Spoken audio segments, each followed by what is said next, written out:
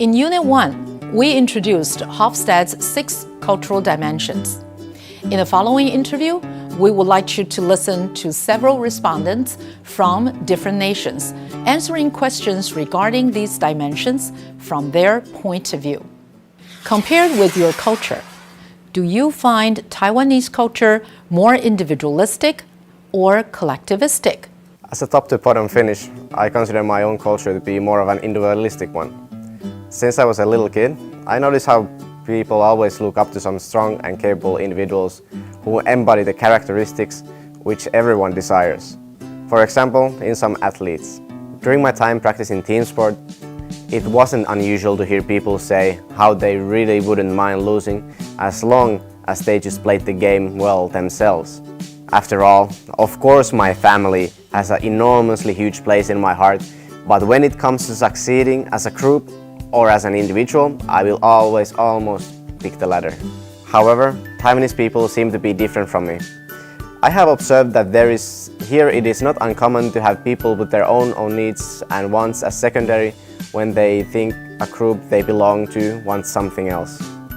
Group harmony and sense of belonging to a certain circle of people seems to be one of the most important things in their social life. For example, it always amazes me how people see team sports here in Taiwan. People tend to try to make the team look like one entity, and group efforts are always emphasized over individual plays. Compared to Finland, Taiwan is very collective as a society. I would say American culture is much more individualistic, and Taiwanese culture is generally more collectivistic. According to Hofstede's insights, the US is 91 and Taiwan is 17 in individualism, collectivism. That's a huge difference. I'm not sure how much I can say about why Taiwanese culture is more collectivistic than US culture is. Taiwan also has a complicated history and many cultural influences. But I would suppose that Confucianism would be the major influence historically, and democracy is the major influence in modern history. In their personal lives, it seems Taiwanese are more likely to make decisions based on the needs of the family, especially of parents. And young people in the US are expected to make decisions based on what is best for their individual futures. I guess that Taiwanese are much more likely to believe that the government has responsibilities in the care and development of citizens. For example, national health insurance for everyone is normal, and the government has been involved in industrial development and directly funds a lot of scientific research. Many of these things are more often handled by private organizations in the US. On the other hand, I think it is difficult to underestimate the value of personal liberty in American culture because the US originated with the fight for independence from Britain. The Constitution is based on it. Joe Biden say that what makes Americans Americans are the principles of the US Constitution, not their religion or ethnic background. The idea of personal independence is also wrapped up in the history of the early pilgrims and settlers from Europe. These were my ancestors. A branch of the Sheridans, who were Quakers, left Ireland for religious freedom in the early 18th century. Nearly every generation of my father's family packed up and moved further west, first to leave slave-owning states and then searching for better land and conditions. People had to be independent and resourceful to survive when pushing across the frontier. I think the idea of individualism is perhaps genetically embedded in Americans, or at least white European Americans. But on a personal level, my mom always told me that she felt her job as a mom was to prepare us to leave home and be successful individuals. That's probably pretty different from what most Taiwanese moms tell their kids, at least traditionally, and that's okay. It's just a different cultural orientation. What do you think of the people who tend to avoid uncertainty? Are you one of them? Well, according to Hofstede's theory of uncertainty avoidance versus uncertainty acceptance, I would say that American culture is more or less found in the arena of uncertainty avoidance, regardless of what the score on the scale says. The reason I say that is because in general, people in America tend to have high levels of stress at work, expect citizens to abide by the laws and the rules, and often adopt innovations quickly. These are listed on Hofstede's requirements for uncertainty avoidance. In uncertainty accepting societies, people tend to have less stress, feel more ambiguous toward rules, and have slower innovation. None of these describe American culture at all, in my opinion. As far as where I personally fall on this scale, it's hard to say. Since I grew up in American society, I have uncertainty avoidance tendencies when you look at Hofstede's list, but I think I am somewhere in between. Looking at this list and trying to apply it personally reminds me of the qualifications for a particular zodiac sign. You can look at some and say, oh yeah, that's totally me, and look at others on the list and say, that's not me at all. For example, I would tend to want to stay in the same job for a long period of time rather than switching jobs, which falls in the uncertainty avoidance category. But on the flip side, I'm also more tolerant toward those who are different than me, falling in the uncertainty acceptance category. This could simply be due to my experience with other cultures and cross-cultural friendships that I've made over the years. So in my opinion, the theory of uncertainty avoidance might help us understand motivations behind the actions of people in particular cultural groups, but they're only general guidelines. When you take this list personally, it just doesn't give an exhaustive measure of one's personality, so we shouldn't use it as a guideline for individual cultural preferences. Data on countries is collective, whereas people are individuals with similarities to their home culture, but perhaps not completely defined by them. In my opinion, it is very common for individuals to avoid uncertainty. Each day in our life, we always face and need to deal with uncertainty, both good and bad. Uncertainty feels distress as well as anxiety to a certain degree, and people tend to hate not knowing what will happen. Thus, most of them prefer to live in their comfort zone, which can make them feel more secure.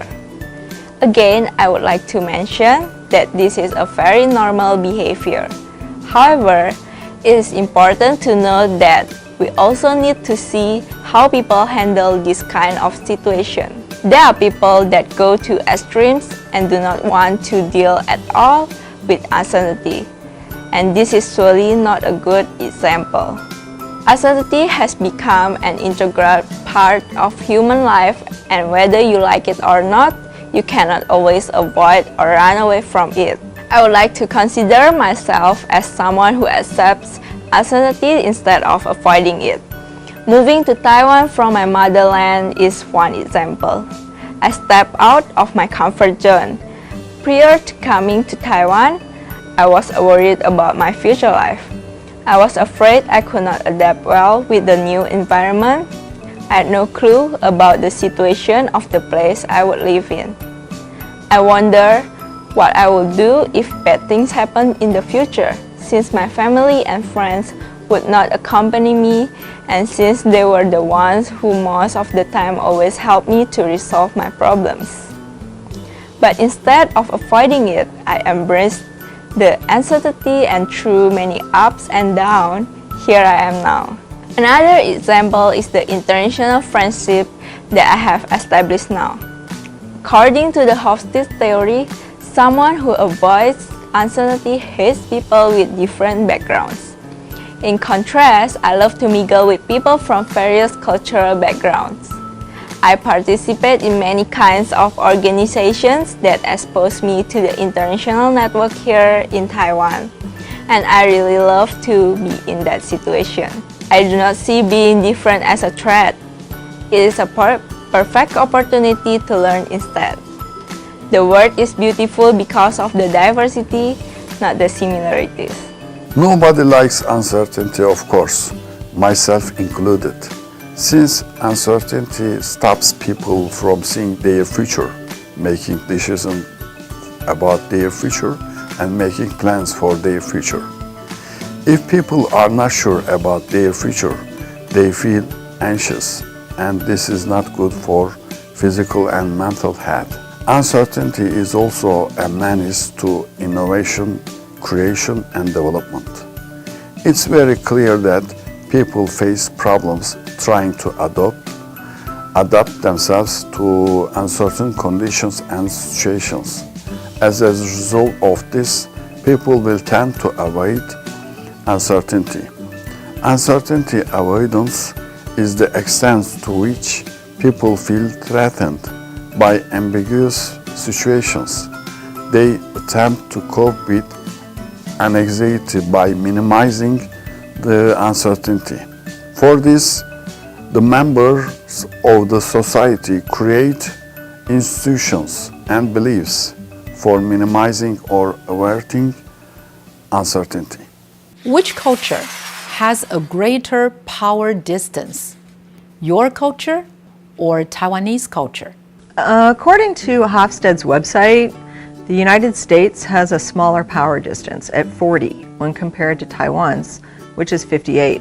However, when looking closely at Hofstede's explanation, comparing large and small power distance in different countries, I can see how the US and Taiwan are somewhat similar. Perhaps the numbers are close because both countries are democracies. I think that for the most part, Taiwanese and American societies both value equality and human rights. It seems during the Japanese occupation and the martial law period, Taiwanese society would have been described as a large power distance culture based on attitudes towards leaders. However, since democratization, Taiwan has changed a lot, and now it is accepted that power should be used fairly and everyone must follow the law, even the president. It is not always easy, but both Taiwanese and Americans demand that leaders respond to their rights as citizens.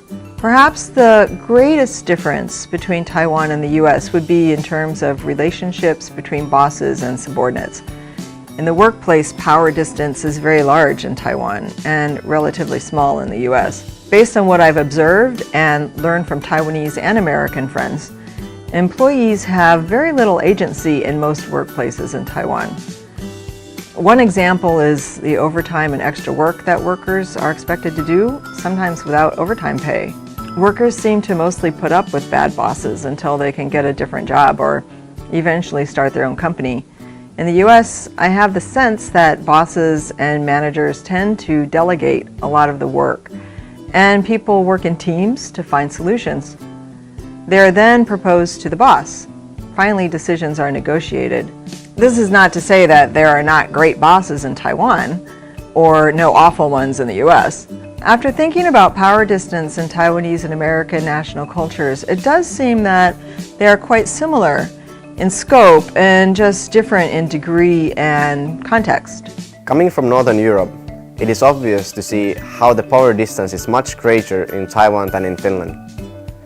Something that shows a lot about the difference in these two countries is what they think is appropriate or good behavior for a leader. Back home, we think that one should lead from the middle of the group by giving an example. It is deemed appropriate to step down from the ivory tower and show that we are all human, even if one has more power than the other. From my own experience, this is hardly the case in Taiwan. Sometimes people and organizations here are very strict on who you can talk to first and who you make complaints to. In this country, you might not feel as free to express your own controversial ideas to people that are in charge, but rather just focus on doing the job you are given as efficiently as possible. For some reason, this makes me feel quite uncomfortable. Growing up in a place that appreciates feedback from the bottom and considers people who are of lower status also as potential innovators has left me with a strong sense that there shouldn't be a great power distance in the world that I live in. Imagining somebody denying my thoughts and disagreeing with me just because it's not deemed appropriate is a huge problem for me. And I don't mean only in the public sector. The way power distance manifests itself is families, education, and social interactions during leisure activities is also something that I can never truly adapt to. Of course, one should live the way that is seemed acceptable in a society that they are in at the moment. But perhaps I will never be able to accept it completely. Do you think your culture is more masculine or feminine? For my answer to this question, I had to take a look at how Hofstede would rank Finland in the score of masculinity. And I have to be honest that the result, Finland being quite feminine, took me by surprise. Finland is more masculine than other Nordic countries, but it still didn't fit my understanding of how the culture is back at home. I remember all the old sayings of how one should not whine too much about misfortunes, since complaining and pity are for the weak, and how people admire successful individuals who have laid out their path in front of them with hard work. It didn't take me a long time to realize what made my country so feminine. Finland is a welfare country, and everyone thinks that one of the main roles, if not the main role of the country, is to take care of the less fortunate and to give equal opportunities to everyone. We think it is important to show empathy as a country to those who have had a rough life. Finland is also known for having great gender equality in work life as well as in the social environment. Finland is definitely more of a feminine country than a masculine one. However, if one is not familiar with how people think there, it can be quite shocking to see how Finnish people feel about different topics, based only on the Hofstede's masculinity dimension. According to Hofstede's theory of masculinity and femininity in cultures, I would say that America is somewhere in between. But there's a powerful wave of change happening in the US today to create a push for one side or the other. Nowadays, America is finding itself more and more politically and socially divided between those on the political left who push for a more feminine society and those on the political right who push for a more masculine society. Again, I'm speaking in general terms. If you interview any given American, you may find a mix of both values. But because of the political wave of change that's so prevalent in what we call the Trump era, there are enormously strong feelings on both sides to push for the values that they hold dear. These stand in direct opposition to one another. For example, we find that President Trump has proven himself to be someone who admires the strong and disdains the weak, even going so far as belittling someone he dislikes on Twitter. By doing so, he sets himself up as the leader of this political movement to push for a more masculine society to a negative extreme. In contrast, Democratic leaders, singers, and actresses have led protests in what is called the resistance, in an attempt to stop this movement and push back with their own ideology that is considered by Hofstede feminine. This divide is so prevalent that I think many Americans can feel a social tug-of-war that divides people at family gatherings and splits friendships. It is almost a kind of social civil war between whether or not to make the future of our country more masculine in nature or more feminine in nature, to use Hofstede's terminology. It will be interesting to see which side wins out in the long run, or if there will one day be a leader who will rise up and bridge the divide to make a peaceful compromise between both sides. In my opinion, because these sides are so severely divided in values, a compromise is highly unlikely. Many of them talked about values, group harmony versus individual success, parenting, what it means to be independent, a leader of a nation as one among the people or one above the people, and how they really define a culture being feminine. Now that you have listened to the respondents, please remember that regardless what they have said, their responses represent the education they have received, their upbringing, their cultural background, and most of all, themselves. So be careful not to overgeneralize the response they gave as if it represents everyone in his or her nation.